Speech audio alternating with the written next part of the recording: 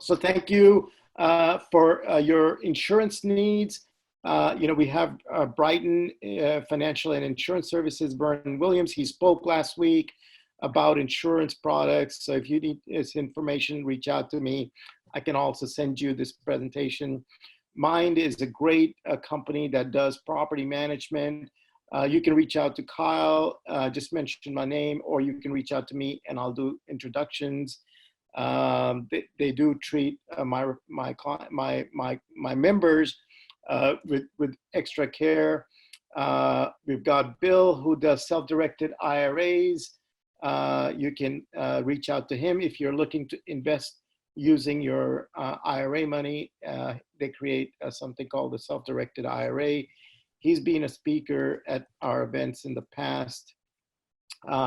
If you're looking to get into some new construction fourplexes, so actually Fourplex Investment Group, they specialize in building fourplexes in cities that are still expanding, great markets like Idaho, Utah, and parts of Texas. They have new construction projects going on. Some of our investors, they like to buy new construction. Hemlane, Dana Danford is going to be presenting in June on property management. They're a high-tech property management. It's a combination between full service and self-service. It's a hybrid model, an amazing model. You can learn more about it here, but reach out to me. But she's also scheduled to present in June. And then for Alameda County, we've got Rhea Cotton, who is the broker agent. She knows Alameda County real estate like the back of her hand. If you're looking for deals in Alameda County, then Rhea is the person to talk to. She really knows investors. She knows where to find deals even in this market. Alexandra and Oleg are also my sponsors. If you need help with mortgages, insurance, reach out. And Alexandra has spoken before, and we'll get Alexandra and Oleg back out here one of these days. For ADUs, Kamal has been a great sponsor. He specializes in new construction and ADUs. And if you need his contact information, you need an introduction, you can reach out to him. And then our latest sponsor is a company. They're general contractors, but they use technology like never before. They have really mastered how to use technology to bring down costs for kitchen remodels, bathroom remodels, any kind of construction project. They are the single source for you to look into if you're going to do any kind of project. And by the way, they just got authorized to start new construction now. So reach out to me or reach out to Josh. So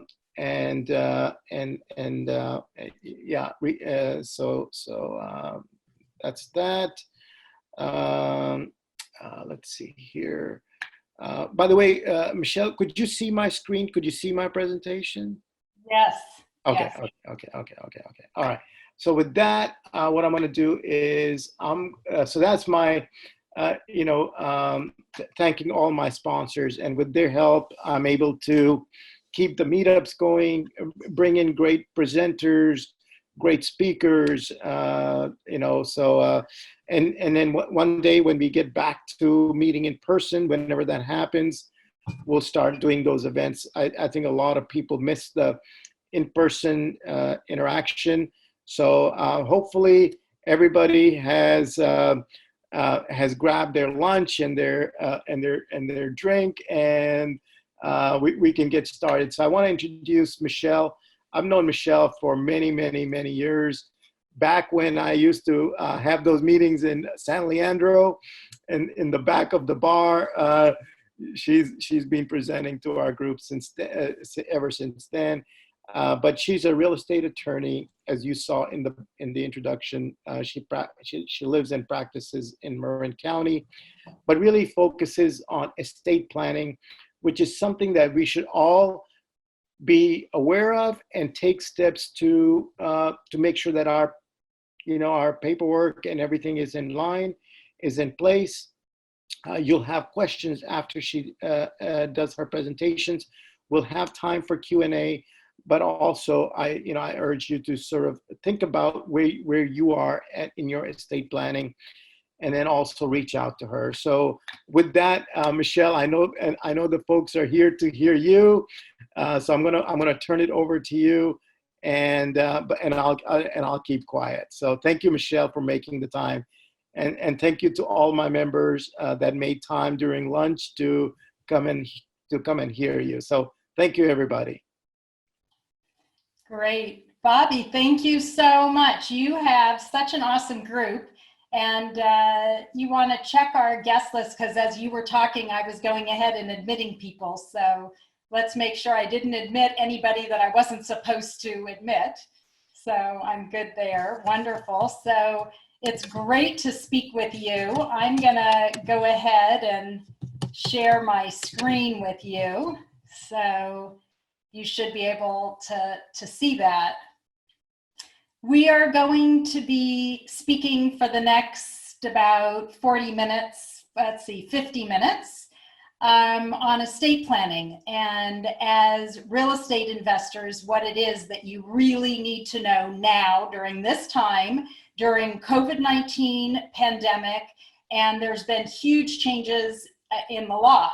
And what a way to get your attention by showing a coffin on the screen. And it certainly hits home the importance of what we're going to be talking about today. Use your chat box if you know who said this. In this world, nothing can be said to be certain except death and taxes. Bobby, you want to monitor that for me? Yes. See if there's any answers there. Yep. And Benjamin Franklin. So, and it's so true. Death and taxes, those are certainties. So Norm was the first one, I think. Well, he sent it to me, but okay, good. Norm, thank you for that. Good stuff. And the other, here's another one. Death, taxes, and childbirth. There's never any convenient time for any of them. Anybody get that one? And how true that is, right? Anybody get that one? Okay, in the chat box. So that is Margaret Mitchell in Gone with the Wind. And this is why estate planning is so critical, because death is inevitable and because there is no convenient time.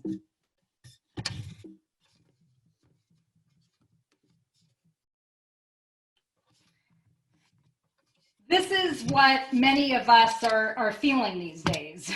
I don't know about you, but the coronavirus has certainly increased the risk of death and illness and caused so much hardship for so many people and so many families all around the world.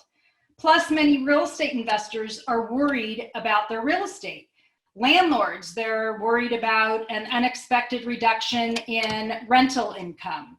And we don't know how long this is going to last. You may have more creditors either now or in the near future if you're unable to pay your obligations, say to your lenders or your vendors or others. And in any event, even without COVID-19 and without new laws, real estate investors, we have unique challenges. Our assets are often illiquid, very different from, say, an investment account that, boom, you just click on the computer like a stock trade, only if it were that simple for the real estate investors. Often, our real estate can be subject to claims of creditors, and also geographically often more diverse, certainly requires much more intense management and often our personal intense management. And these are really unique aspects of the real estate investor. And it's these unique needs. You may have thought that estate planning was about something that you print off of the internet, but it's really these unique needs that can be addressed through estate planning, and especially now with COVID-19 and the new laws that are just drastically different than, that are just drastically different. So today we're going to talk about COVID-19, and we're going to talk about the most recent new laws that have passed and how this has drastically changed estate planning for real estate.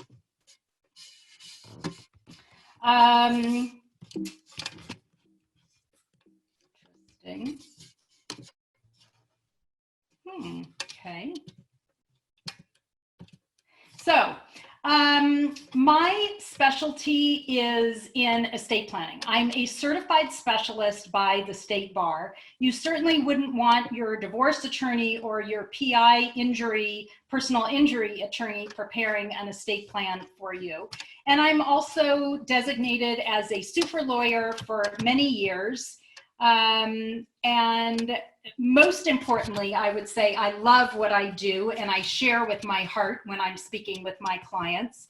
But what's also unique about me is that our firm, as you know, from my partner, my law partner, and my husband of going on 38 years, we're known as the real estate investor's lawyer. And many of our clients, whether it's dealing with transactional real estate, leasing, buying, selling, managing, creating LLCs, many of my estate planning clients also are real estate investors and have unique needs. We have an awesome team that I hope you'll get the opportunity to meet at some point, Dylan Recht and Sarah Kern, also very experienced with great pedigree. And here's what we're going to cover today in this 1-hour presentation.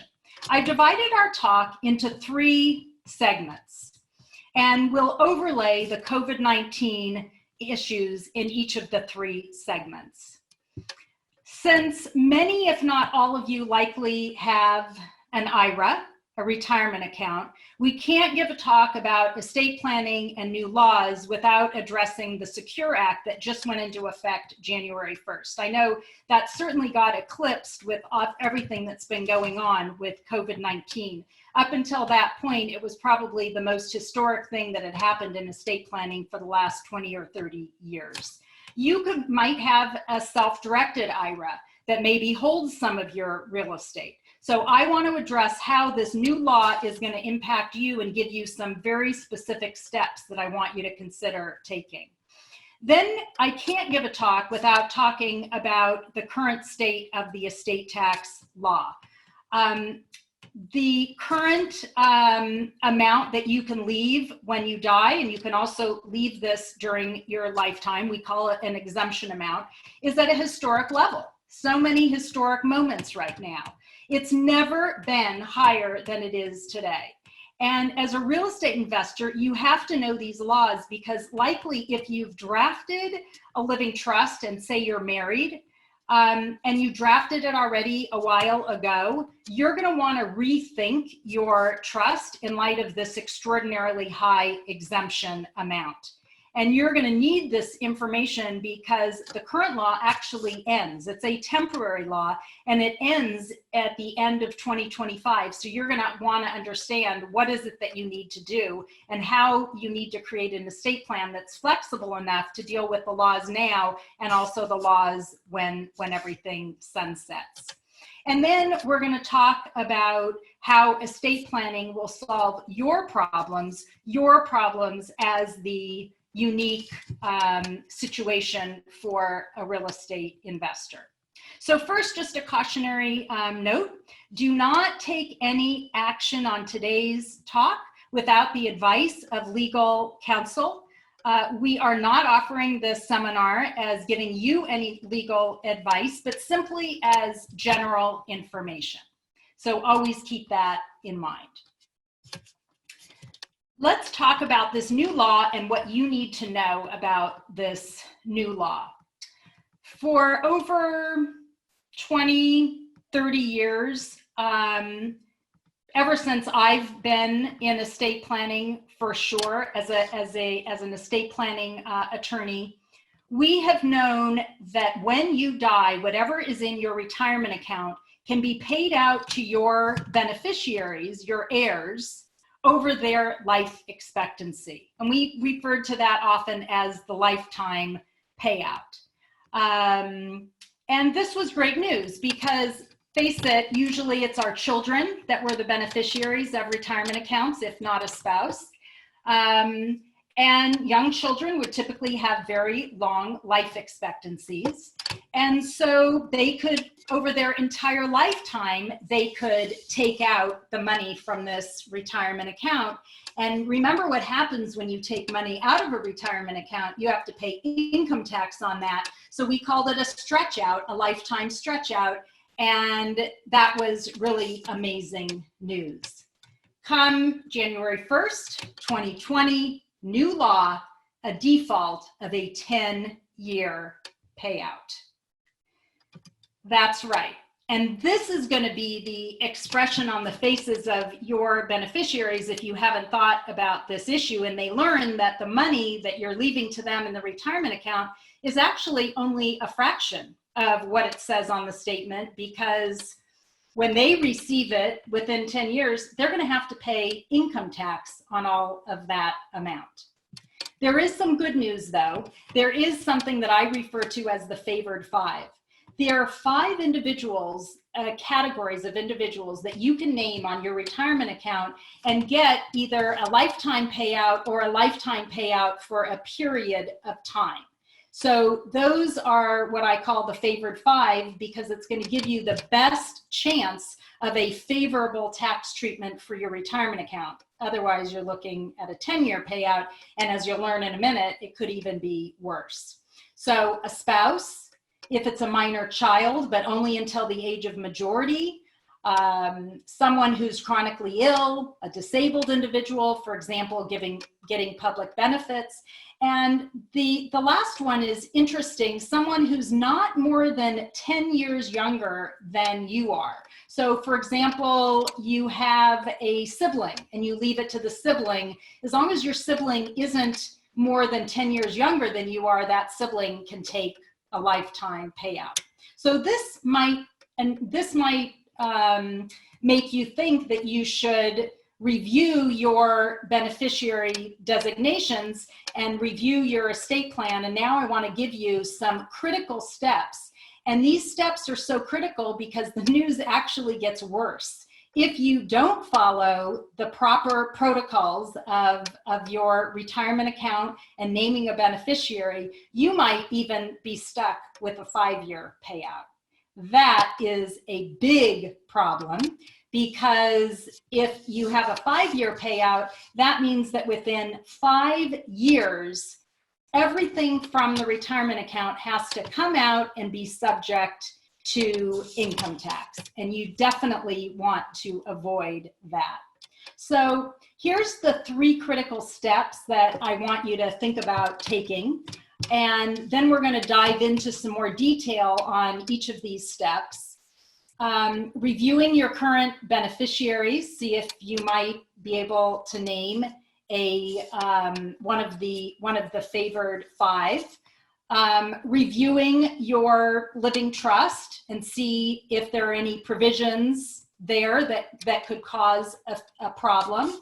And then consider naming a special trust called a see-through trust as the beneficiary, because all of us should be concerned about asset protection. So let's take a deeper dive.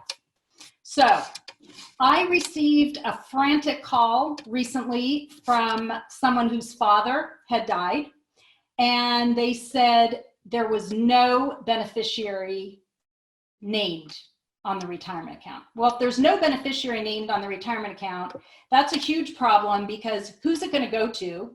Is that who you want it to go to? And then do you have this problem with the default rule? Because if you remember, I said, if you haven't followed the IRS rules, you could be stuck with a 5-year payout, and all of the income taxes due within 5 years. So needless to say, the family was frantic and wanted to know what to do.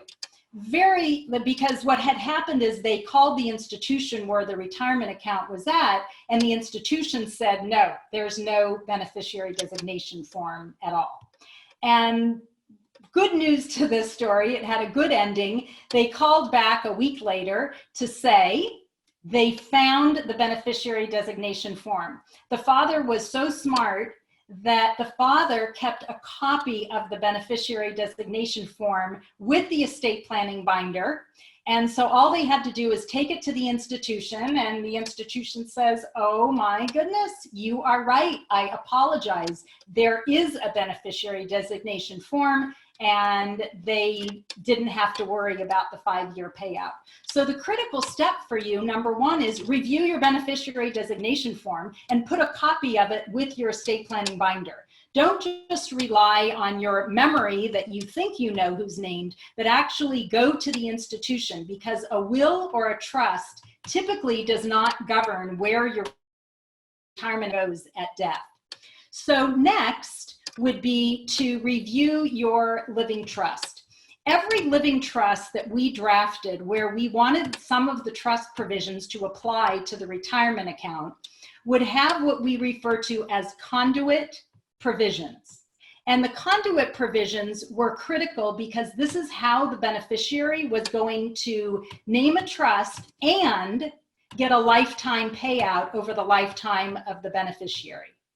Now you may not need that because the favored 5 already gets a lifetime payout, and the conduit provisions may not be what you want at all. But for a minor child, for example, you may want to have conduit provisions, but modify it so that it only applies to the minor children while they are minors. So reviewing your living trust and understanding whether you have these provisions and what you might want is a critical step.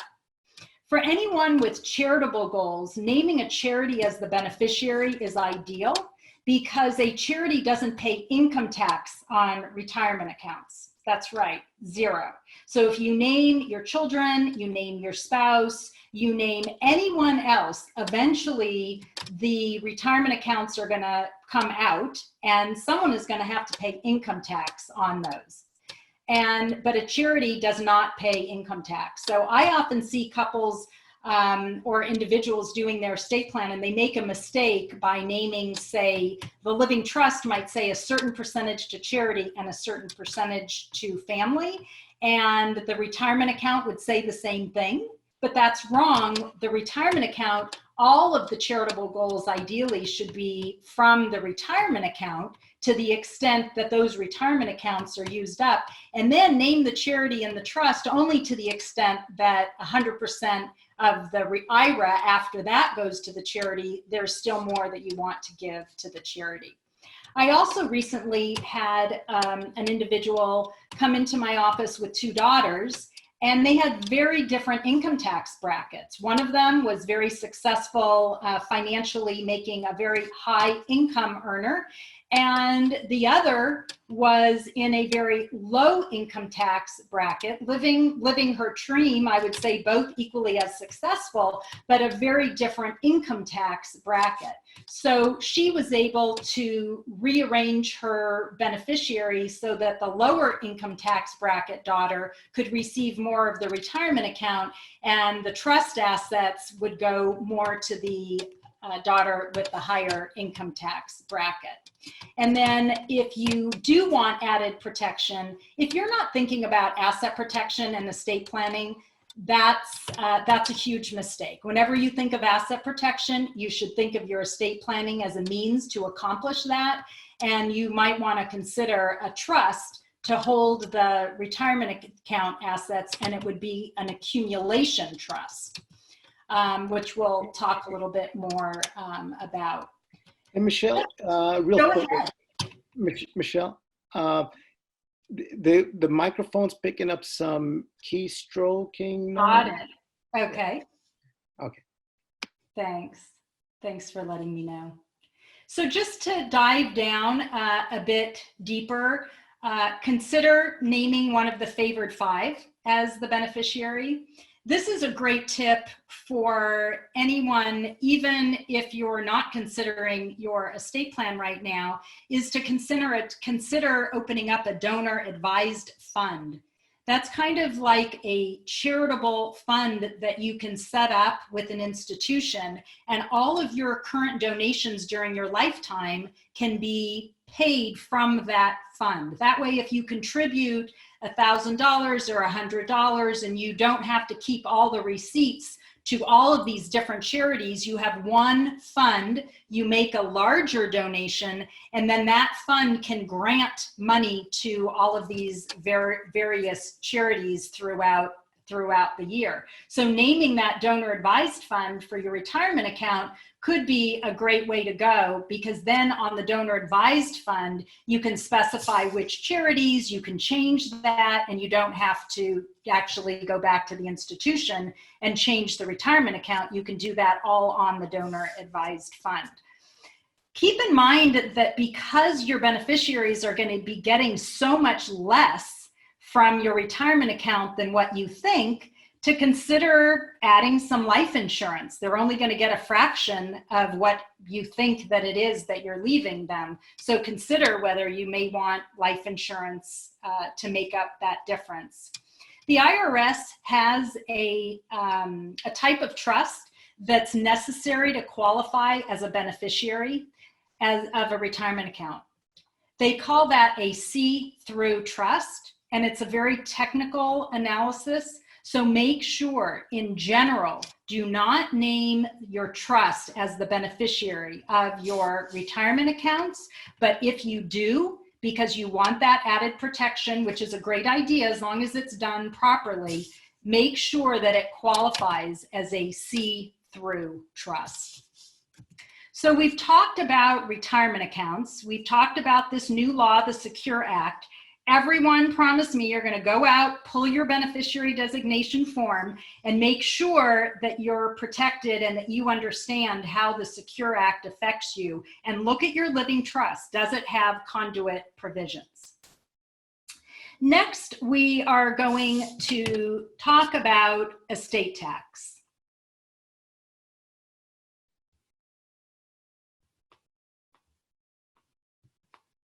So, estate tax. Currently, as I mentioned, the exemption amount is the highest it's ever been. What that means for any of you with a very large estate is to consider transferring some assets now to your children. Because if you know that you're going to have a taxable estate, you can get more out of your estate now than you can if you wait and use your exemption when you die. But that's only for, I would call the very wealthy, those who know that they're going to have a taxable estate. If that isn't you, and you know that you're not sure, but you don't think you're going to have a taxable estate, you've got to go back and review your living trust if you've already prepared one. If you're comfortable, I would love to know, just put it in the chat, anyone who already has a living trust, and just put yes. And I would just love to know from Bobby. We've got, let's see, over 100 participants on the call. I would be really curious to know if people have trusts set up. Folks, if you don't mind, take the chat in the chat box and just type in yes, got a trust, or no. Okay. Thank you, Lori. Lori, very nice. Lori's got one. I'm gonna take a. And I was just curious if you just want to eyeball it. Yep. You know, what percentage of you have a trust? Because if you're a real estate investor, you really do need to have a trust, and we're going to talk more about that in this next segment. I want to talk about what type of trust you need, and this applies especially if you're married.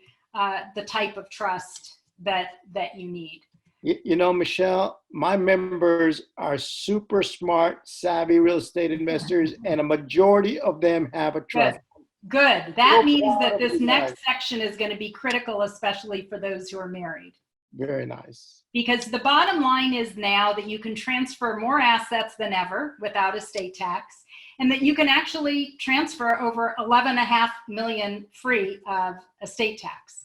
Plus, there's something called portability, where if you're married and let's say the exemption amount is 11.5 million and one spouse dies and that spouse has, say, 1 million of assets, there's 10.5 million of unused exemption amount, right? 10.5 million that the first spouse to die didn't need.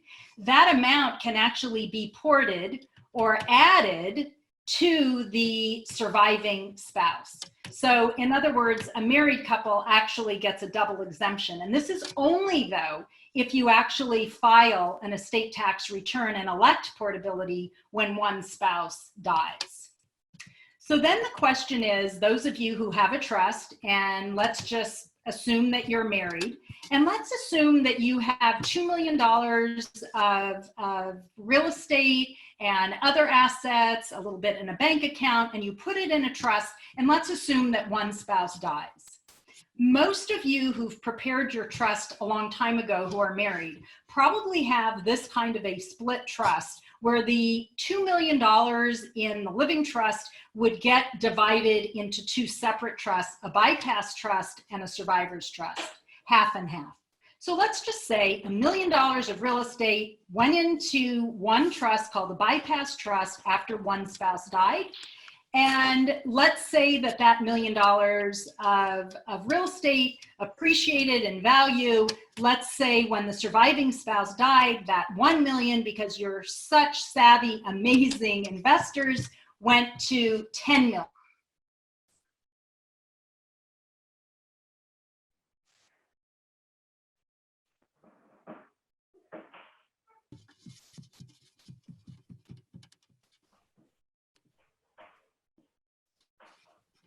Let's see.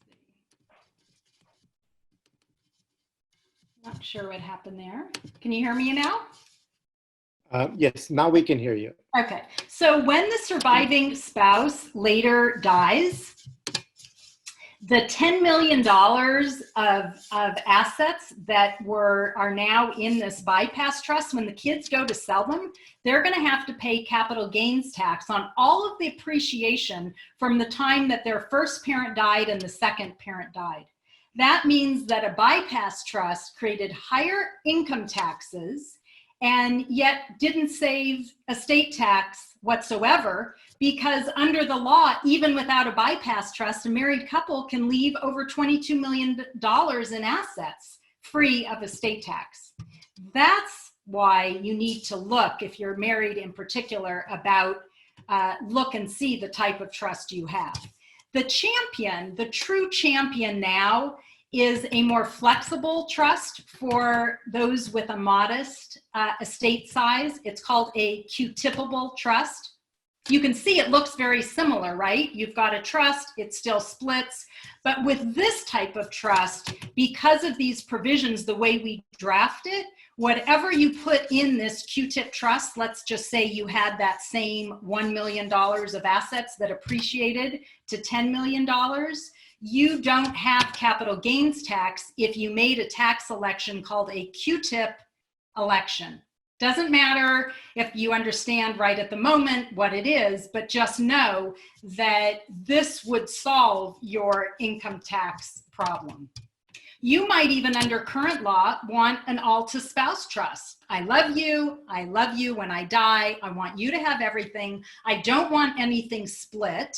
By the way, when it splits, it still goes to the surviving spouse. But you might say, I don't want that. I just want it as simple as possible. The problem then is has no asset protection whatsoever. Yes, it's simpler, but you don't know where it's going to end up. You don't know if your surviving spouse is going to remarry, is going to leave it to someone else. So you really don't know where it's going to go. So what you need to do is you need to assess the benefits and the ups and the downs, the pros and the cons of the different types of trust to really assess what you need. Do you want an all-to-spouse plan, or do you like a trust that splits? And for real estate investors, this is a critical decision, because, as you know, if you leave your assets to a child, and if this is your real estate to a child or to a spouse, but let's just use the example of a child, and when you die, if it's your primary residence, your children can take all of the primary residence and take your same property tax basis that you had, and that's their property tax basis. So it won't get reassessed to fair market value for property tax purposes. If you have investment property other than a primary residence, each spouse has an exemption to a child of $1 million. $1 million of property tax basis that's exempt from reassessment. So if the assessed value of your investment real estate is $1 million, your children can then transfer and have your base. By the way, there's many rules and technicalities to that. So this is something that you'll want to consult with our office before you address anything in particular regarding property tax. But you basically get one. It doesn't apply if you have it, say, in an LLC and you transfer the LLC interest. It only applies if you transfer it from an individual parent to that parent's child. Let's just say, though, that you had a lot of investment real estate and the tax basis of all of that real estate was more than $1 million. Let's say it was $2 million. If you have a trust that's an all-to-spouse plan and it passes everything to the surviving spouse, right? No split up into different divisions, it just all went to the surviving spouse, you only get one spouse's property tax exemption. So when the surviving spouse dies, it's only that $1 million basis, property tax basis, that stays at the same without being reassessed to fair market value.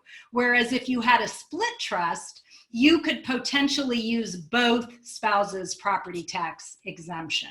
So this is something critical that you'll want to consider in your estate planning.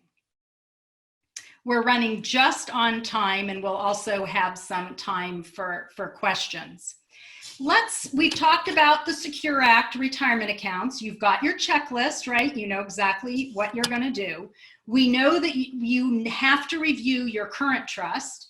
You know that tax laws are very different than they have ever been, the highest historic rate of exemption. And you also know that that's a temporary law. So that's going to expire. And that's, by the way, one of the benefits of that Q-tip trust that I mentioned to you is that it can be flexible depending on what the exemption amount is. The next category that I've chosen to address that I feel is the most critical for real estate investors in light of COVID and new laws are how estate planning will solve your particular problems. What are your particular problems? Well, as we said,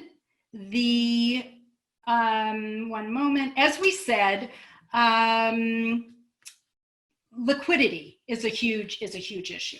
Okay, and it's a huge issue now, especially. It's always really can be a difficult issue because you don't want to have to sell something in a down market if you need money to pay for things like going to court and a lot of lawyers or litigation. But it's particularly a problem now with COVID-19. Banks have tightened their underwriting criteria. And one mortgage broker told me that during the underwriting process, a lender's requiring a questionnaire that the borrower needs to sign indicating that COVID-19 has not affected their ability to pay their loan. And also that once the loan is approved, but before funded, the mortgage broker indicated that the borrower needed to again sign that questionnaire. And he indicated that every step of the loan process is more complicated, more difficult, cumbersome. And so now real estate investors who already have illiquid assets, it's become an even greater issue. I recently received a call from the family of someone who died, and the family member had an urgent need to refinance the property. And the reason the family was coming to me is because in doing the title company noted that they could not insure the property, and therefore this family member could not get a loan because the name of the deceased family member was still on title. And what made it so, I mean, the whole situation was so incredibly sad, but the parent, in fact, had a trust. The parent had a trust, but just didn't properly title the property in the trust, which is very easy to do, but it needs to be specifically done on something called a trust transfer deed. Well, pre-COVID, we would have just gone into court. We would have filed a petition. Sometimes it's called an 850 petition or an Hagstead petition. And I've been able to, this once happened with a real estate agent called and said, we have a problem, we're in escrow's closing in 3 days, the property's not in a trust, the person on title is deceased. And I was able to go into court, and within a day, I had an order saying that the property, in fact, was in the trust. We could record that order, and the deal closed. Here, we have a problem because post-COVID-19, right now, the courts are closed.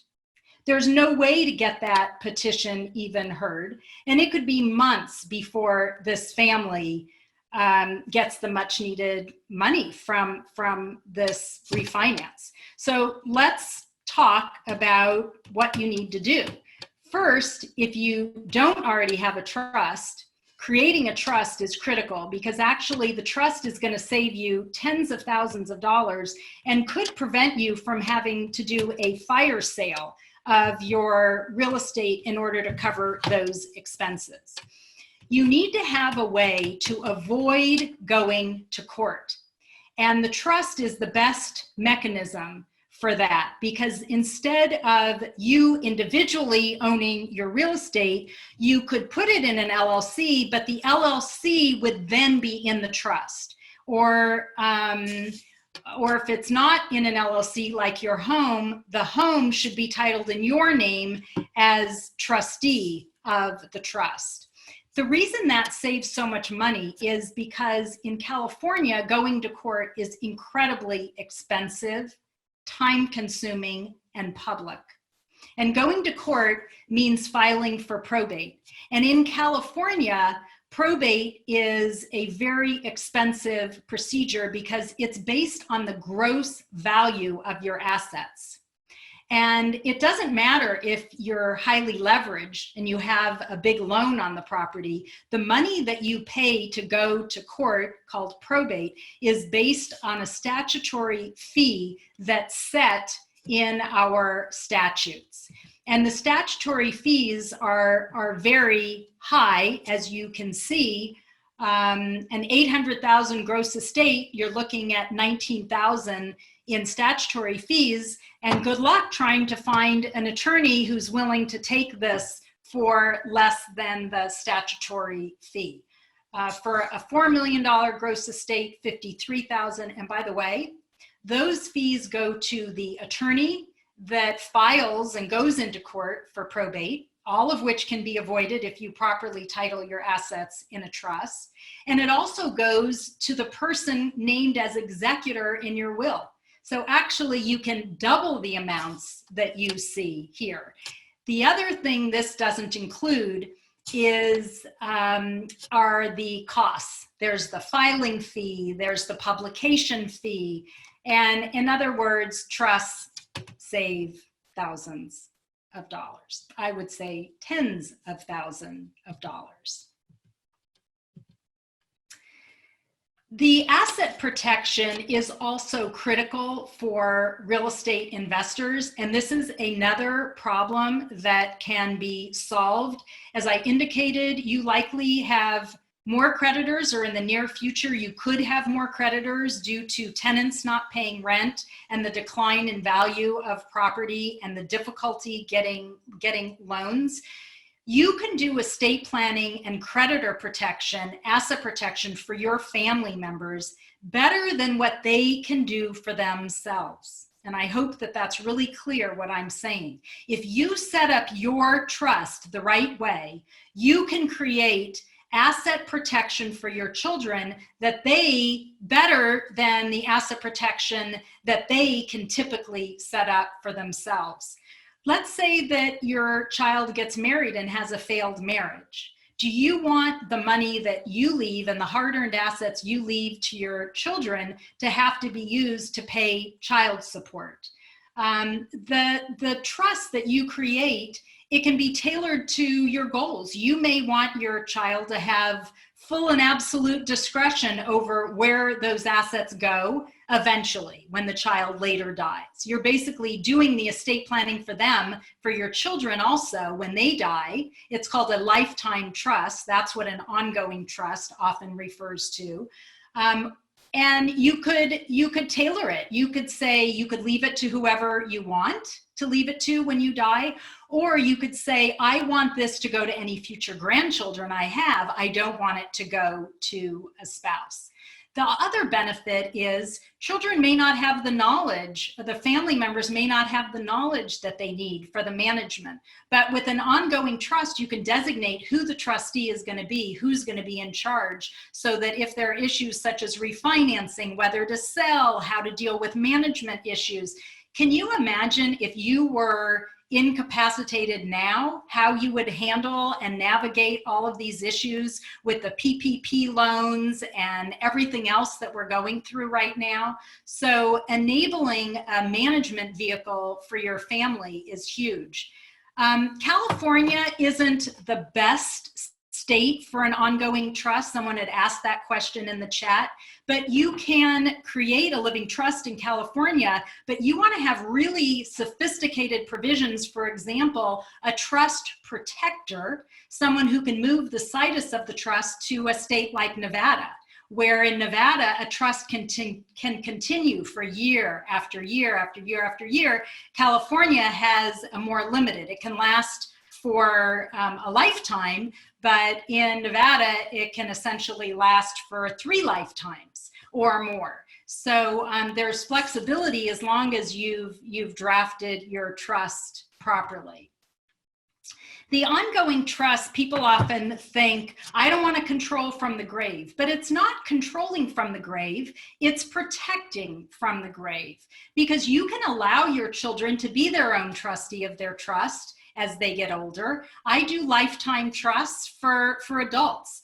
My husband, for example, when he inherited his parents' home that he grew up in, he and his sister, I made sure that the home stayed in an ongoing trust, a lifetime trust for my husband and his sister.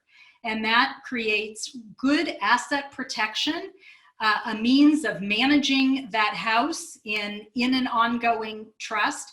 And yet my husband and his sister, they can be the trustees of the trust and be able to make decisions. So ongoing trust, lifetime trust, generation skipping trust, dynasty trust, there's lots of different names. I just like to refer to them to be simple as ongoing trusts. They really protect assets.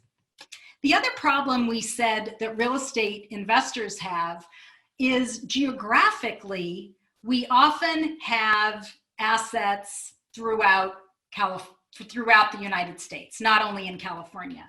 Maybe put in the chat box, just yes or no. Do you own any real estate outside of California, or might you consider owning real estate outside of California? For a lot of investors, they feel that California has been a very difficult place to invest, and they might go to some place like Tennessee or like Colorado. And so when you have a trust, you have one trust based on where your residence is. So that would be California, but you can hold assets from all of these different states and hold them within your California Living Trust, basically centralizing the management. And also, if you were to die and you have assets in all these different states, you're going to have court proceedings, you're going to have probate in all these different states. But by having a California trust, you're minimizing the need for these multiple court proceedings throughout California. We also said that an estate plan can allow real estate to be managed, because real estate is very intensive in terms of the management needs. In a living trust, you're going to put the property in a living trust, and you're going to have a trustee that is going to act for you, not only if you die, but if you're incapacitated, meaning if you're in the hospital. We recently had a terrible situation with a client. We get a call at 10 o'clock at night saying that the client is in the ICU. Where are the documents? And the client, it turns out, was sick for quite a while. He's recovered. But during that time, thankfully, he had a trust in place, because the successor trustee of the trust could then manage things during incapacity. And management for real estate is critical. For durable powers of attorney during this COVID-19 crisis, we're seeing more often that people want to create a durable power of attorney that goes into effect immediately instead of on incapacity. There's a springing durable power of attorney that only goes into effect if you become incapacitated, but it would be much better to have it go into effect immediately, because with the crisis right now, doctors are very, very busy, and it's often hard to find a doctor willing and able to do an exam and an assessment as to incapacity.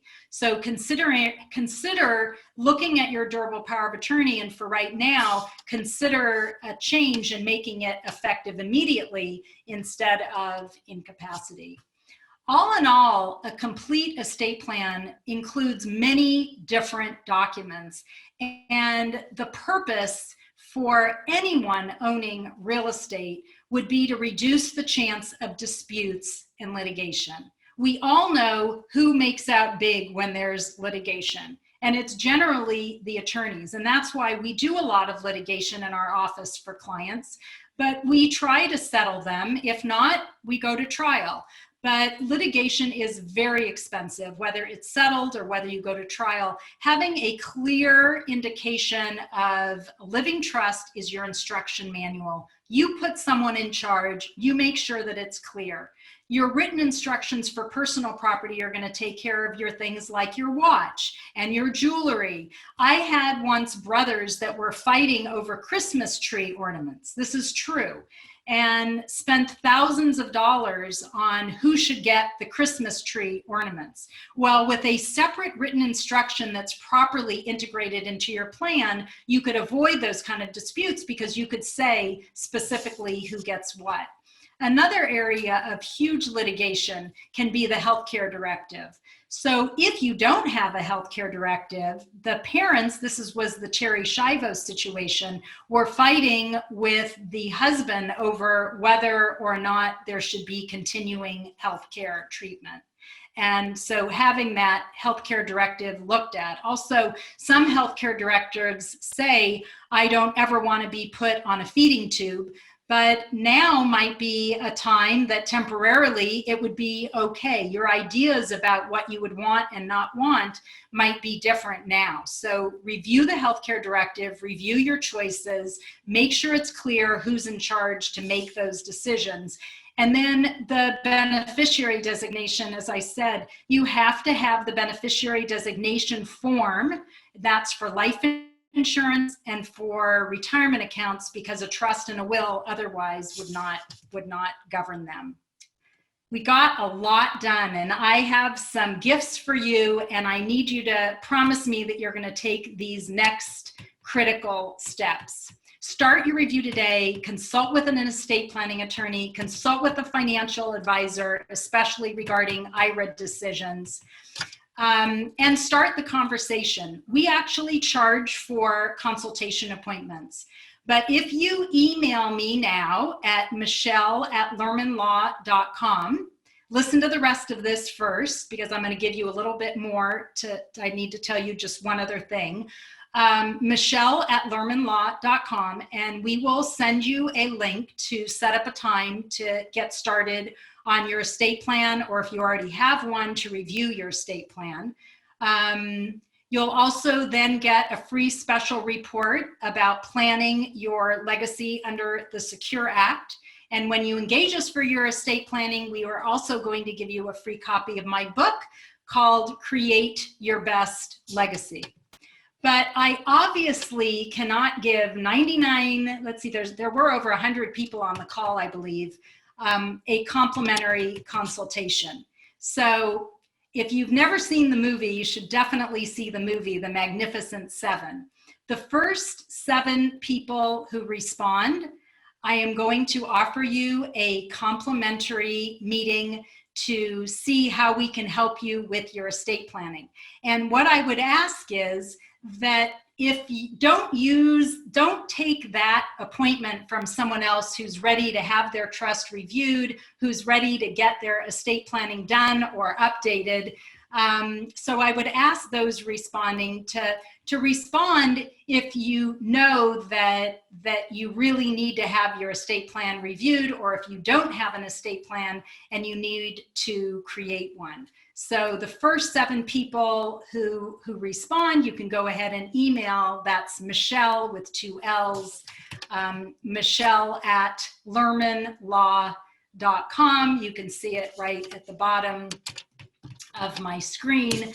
I really look forward to helping you. An estate plan truly is the best gift you will ever give to your family. So thank you very much for having me, and I'm going to stop sharing my screen, and I hope that was jam-packed with useful information. Thank you, Michelle. Thank you so much. Thanks, everybody. What we'll do now is, if you got questions, and I know there's some questions in the chat, but if you have questions, then find the chat button at the bottom of your screen and ask Michelle or myself, and I'll relay it to Michelle. But I did have a couple of folks ask questions, so I'll kind of step through those. And I love this person's name. His name is Writer's Block, and it's like I can relate to that. But if you're a California resident, is it mandatory to have a California trust? How about having a trust in the state you spend half of your year in? So this is from Writer's Block, but Michelle, you want to take a stab at that one?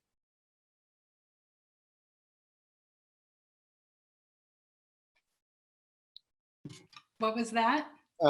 His question is, if you are a California resident, is it mandatory to have a California trust? Yes, if you're a California resident and you're doing a living trust, it would be a California living trust. But when you create ongoing trusts in your living trust after you die, it's possible to change the situs of that ongoing trust to another state. But it always goes by the state of residence for living trusts. Got it. Okay, folks. So if you have any other questions, you can find it in the chat box, or just simply unmute yourself and ask the question. But just not everybody unmute at once, but if you you can if you want. Yes, Darlene. I'll get the recording up on YouTube, and you can have that. Okay, question from Mary Zen. Who can change it to Nevada? The trustee? Does the power have to be specified in the trust? So I think the question is, if you're a California resident, Mary Zen, do you want to unmute yourself and ask the question? Or, okay, I'll try to repeat it one more time. it says, who can change it to Nevada? The trustee I does can the, answer that. okay, Yeah, it would be there are special provisions that you want to have in the trust usually, and it would be, we designate someone called a trust protector who can make those decisions. got it, got it. Okay, we have another question from Rains. On tax/distribution issues with inherited IRAs, let me see. There are only traditional IRAs, not Roths, correct? Correct. Correct, Right, because a Roth, you've already paid the income tax. correct. Okay. There's a question from Jamie. Can Michelle do trust for North Carolina residents? One spouse is in California. Go ahead. One spouse is California's LLC, one is North Carolina. Plan to live half the time in each state. Yeah, it goes by your residence. So I would say you can't be a resident of 2 states. So it's wherever you're a resident. So, and if you're a resident of California, we have community property laws. So it would be odd and unusual. I've never seen a married couple with 2 different states of residence. From William, although that might be good, that might kind of be interesting planning. Sure. Don't tell my husband I said that. I'm sure he's listening, but let's see here from William. What are the estate advantages of a California resident moving to Nevada? In particular, he's saying estate advantages. Yeah, I'm not so familiar with Nevada, but I'm happy to refer you to an attorney who deals with Nevada. Got it.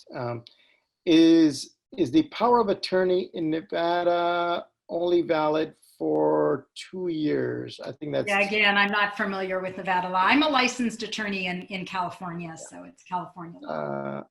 Okay, so then there's a question from Paul.